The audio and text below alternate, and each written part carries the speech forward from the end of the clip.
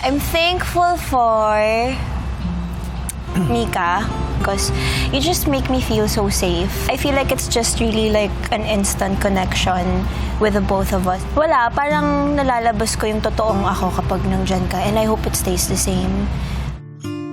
I'm sorry to EC.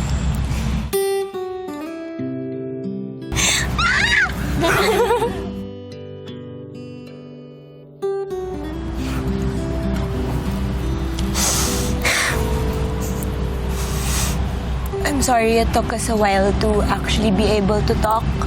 Sorry kung nasaktan kita.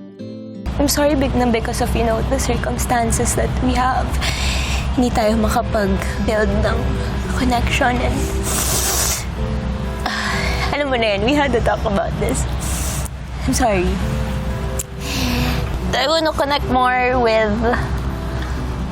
siguro reconnect with Will. It was a while to actually open up to each other again. Pero I hope we can start over from scratch.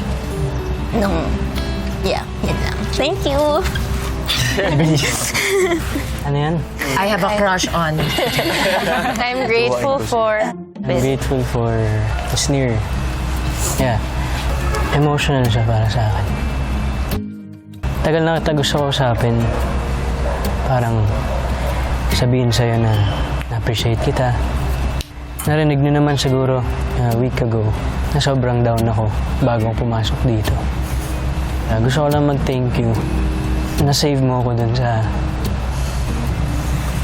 lowest ko.